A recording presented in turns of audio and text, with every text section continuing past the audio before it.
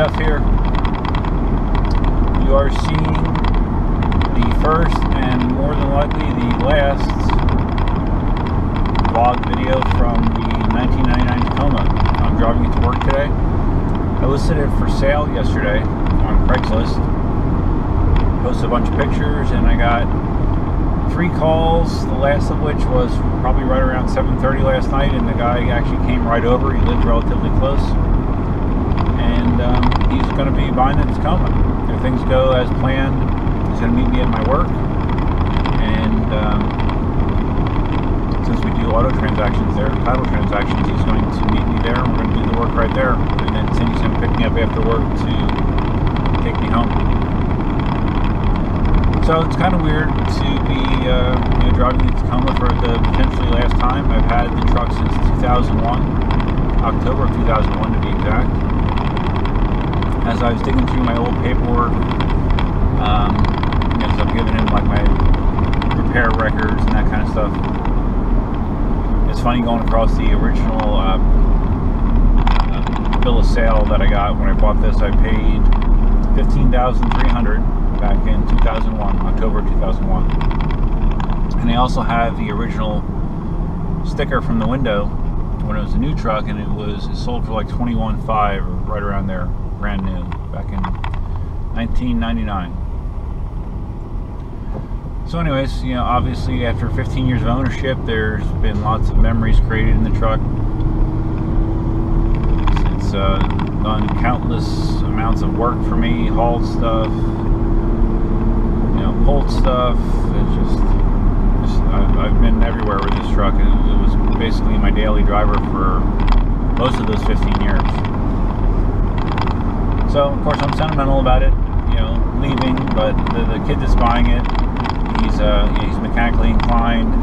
His brother actually does body work and like paint, so there's a possibility that they'll put a new paint job in this thing, clean it up, make it look a little bit better, which is nice. So, but that's the way things go, things change, things come and go into your life, and this is just another example of that. So it's cool. It's awesome. I mean, I've had awesome luck with selling vehicles lately. The SSR, I thought I had it sold, and then the guy backed out, and then I wound up selling it for $4,000 more than I was going to get from the first buyer. And I sold that within the span of 2 weeks, and then the Tacoma sold within 8 hours of me listing it on Craigslist. So it's pretty awesome. I'm not sure what else to talk about right now. I don't know why it is in the morning. Like my throat feels dry and my nose is running. It's annoying. So what I've been doing is the first couple vlog sessions I did in the truck, I posted them to YouTube, and then I had the idea to relaunch my podcast. Back in 2009, I messed around with having a podcast. I had maybe, I don't know, less than 10 episodes. It was an ill-conceived thing. It was just kind of just to do it, just to see if I could do it. But I was basically more often than not, I was just like reading blog episodes. I write a near daily blog, and I was just reading those, and it was not good. It was, it wasn't interesting. It wasn't off the cuff, obviously. So it didn't work out. But I'm trying it again. Using these off-the-cuff vlog sessions, I'm able to post the video to YouTube, and then I can actually use the YouTube video to post a video version of a podcast, as well as a separate MP3 audio-only version. I think for now I'm just going to go audio-only. There's not real compelling reasons to have a video version of it out there. But if you want to find it, if you go on iTunes, and I just have it on iTunes right now, go on iTunes and you just search Duff, DUF, -cast, Podcast. And you should find it, subscribe, and feel free to let me know what you think, good or bad. Never afraid to hear criticism, because I know I'm far from perfect, so it's not a problem. On my YouTube channel, I have I'm closing in on 1 million views. I have over 900,000 views. I just crossed 1,000 subscribers, which was a milestone, a small milestone in YouTube world, but still a milestone. But anyways, part of having a YouTube channel is getting, negative comments from people, which I get from time to time. Some people are so allergic to negative comments that they'll disable commenting on their videos, which obviously takes away any interaction between the YouTube author and the subscriber, which I don't think is a good thing. So for the most part, the commentary that I get on my videos is positive. Once in a while I'll get negative stuff, but I'm not the type that's gonna engage in that, really.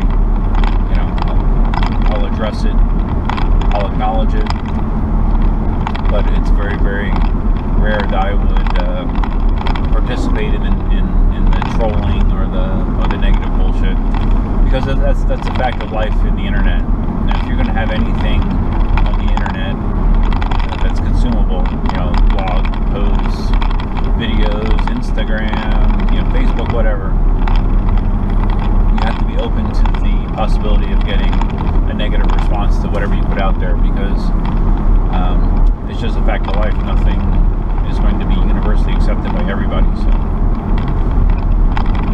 haters gotta hate, and the anonymity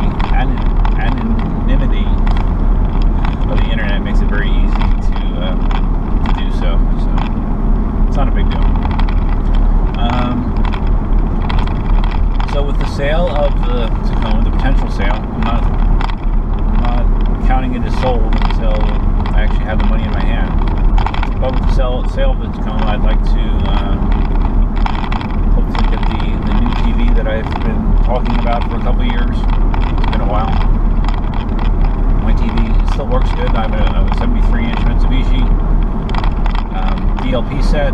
Works well, but I've had my eyes on the 75-inch 4K TV for a while, so maybe that can finally come to be. We'll see.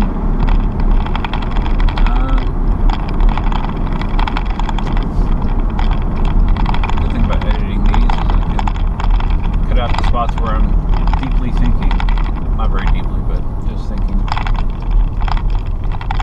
I apologize if the video is shaky. I have a very long rig on this right now. The GoPro rig is very long and dangly. I have it attached by a suction cup to the windshield, so I don't know how good the quality is going to be. I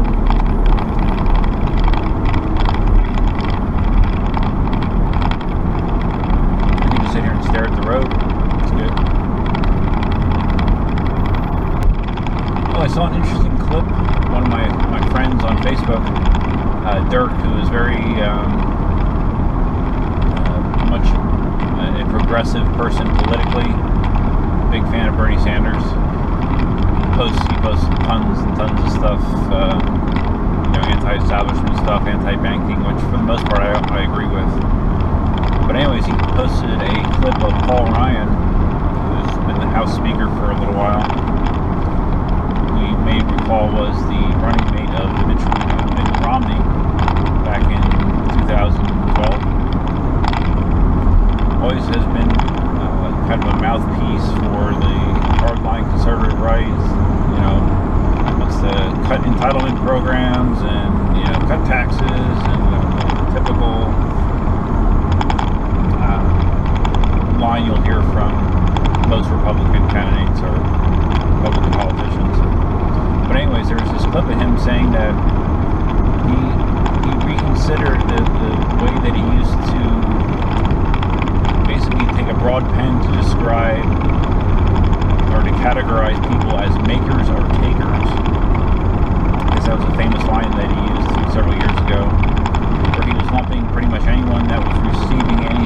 government benefit as a taker, and they were taking money from the makers. And it surprised me in this statement. I don't know the context where it was delivered, why it was delivered, or what his reason is behind recanting what he said. He basically just said that his views on that has changed, and he didn't think it was right to stereotype anyone that's getting any sort of government assistance as a taker, which I thought was cool if it was genuine, but just knowing Paul Ryan's track record, I kind of doubt that it was. But anyways, if you have a second, take a look for it on the internet and see what you think. It's not very often that you hear politicians admit that they were wrong about anything, so kind of interesting.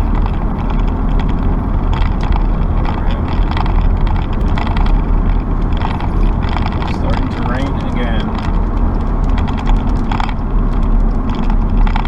Yesterday we had our first day of, not first day, but we had a very summerish day where it was warm and humid with very hard rain on the way home. That's a pattern that you see most days in the summer, and unfortunately it looks like we're getting back into that pattern now. 2 weekends ago we actually had some awesome cool and dry weather, which is very unusual to still have in May in Southwest Florida. But I'm pretty sure that's the last of it that we're going to see.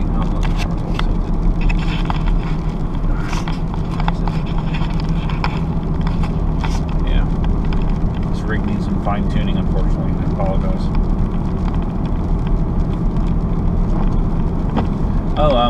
One of the channels I watch on YouTube, it's a young kid. His channel name is Street Speed 717. Yeah, 717. And I stumbled across this kid when I was loosely looking at Hellcats as a replacement for the SSR, believe it or not. But I stumbled across his channel, and it was unique because he had a brand new Hellcat that was pretty much paid for and financed a very small amount. And the kid's only 21, maybe he turned 22, but he's very, very young. And his channel, at least initially, was a lot of him vlogging, much in the way I am now, from the cockpit of his Hellcat.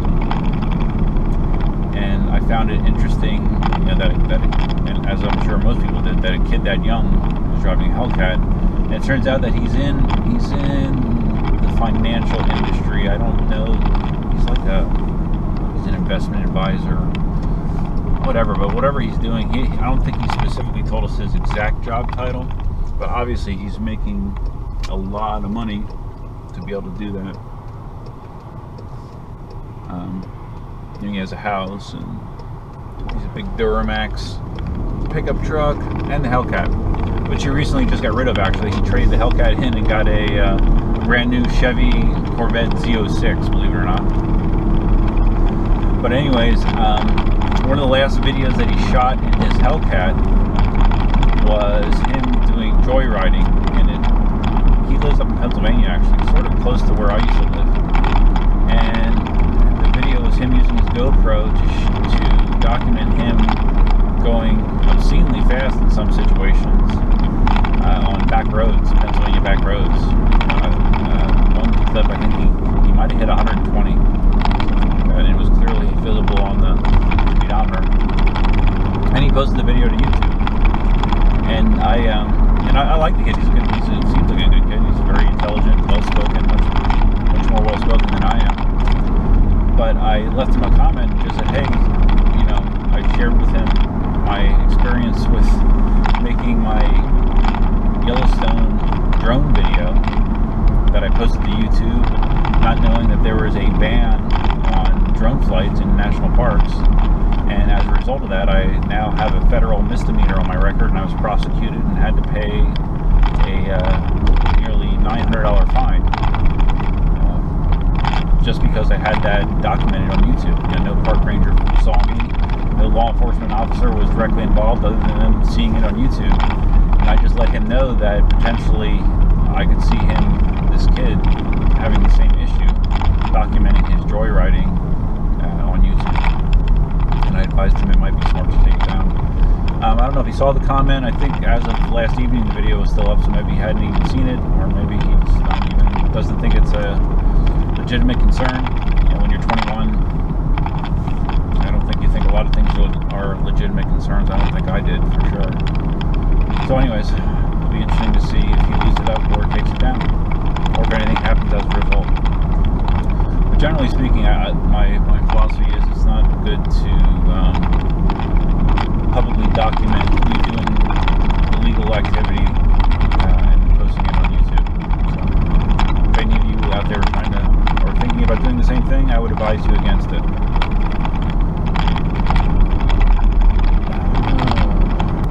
That's the thing with a live podcast. You're not able to just pause, gather your thoughts, and then continue, because dead air is death in a situation like that. But speaking of podcasts, one of the things I'm considering going to in July is there's a something called CreateCon. I think it's CreateCon. Anyways, it's a little mini convention that's put on by